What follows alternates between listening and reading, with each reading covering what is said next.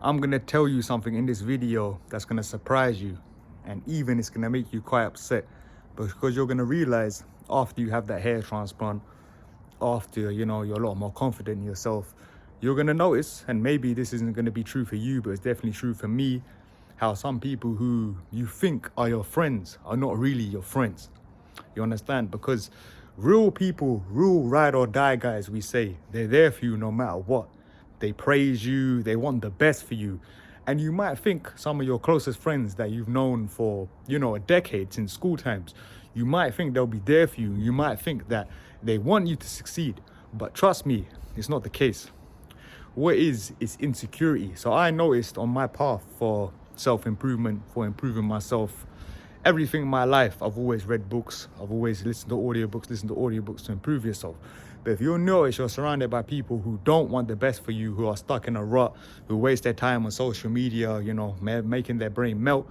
These people are not going to be there for you, and they're not going to be happy for when you have the hair transplant or any other thing in your life, because the hair transplant is a big thing.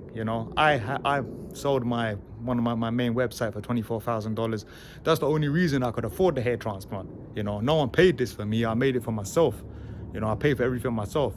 So what you're gonna notice is, if you go Turkey or wherever, you're gonna notice when you come back from that transplant, when you come back and you're in, wherever you're from, in my case it was London, you'll notice the people who are there for you, the people who are ride or die, they will be very happy. They'll look like, I remember when I came back here, opened the door, woof, to my friend, and immediately, and bearing in mind, you see my video, my hair was there. Immediately, instantly, and this is before the hair, this is when I just had the new hairline. He was like, boom, he looked at me straight away, he's like, oh, you look so much better. You look so much better. And obviously that made me feel good, because that's the reason why we do this. The reason why you're on this channel is you want to be a better man. You think that a hair transplant is the way forward, and it is, because I did become more confident. Because as we know, when we see our hair like this, and I don't know, obviously for me, I started losing my hair when I was 17, when I was doing exams, and I saw like being stressed, and I saw the hair fall on the table. You understand that, okay, it's our first sign of mortality. It's the first sign that we're gonna die. So this is a way to get death back, to get back your life, to get back your youth. So already I'm 27. I look, I need a haircut right now still, but I definitely have a lot more hair and I look a lot younger than I did. But then you're gonna notice people straight away, oh yeah, you look so much better. But the point of this video is you're gonna have people that say nothing. And when you know this, when you notice this, oh, that guy's not there for me in it. Now I know this particular person I'm speaking about. I know via many means, by many different scenarios of why he wasn't there for me in it. And I only think about this retrospectively. But immediately, I swear to you, if you have a friend who doesn't make any comment about you having a hair transplant, about you coming back, he says nothing, that's a red flag. Because that means he's jealous. He's not there for you. He doesn't praise you. This is a big thing. This is like a girl having a tit job or something and coming back. Like, it's immediately noticeable. You're gonna say something, innit? Like, no matter who you are, you're gonna make a comment. It could be bad or could be good, but I'm always gonna be good. But my man, he said nothing. And this guy is balding as well. He was balding worse than me. His hairline was like that. And because he didn't say anything, what does that mean? That means he's insecure. That means he wasn't there for you. He wasn't happy for what you did, because you made an attempt to better yourself. And this is everything in life, innit? So if you're doing something like you're reading more books, you're going gym, like my mum, she, has lost a lot of weight, obviously still in her progress, still in her journey. But you have some people at work who tell her, oh, you're getting too skinny, when she's, has a long way to go in it. And it's the same thing. So when someone says something to you, think about what's the real intent of what they're saying.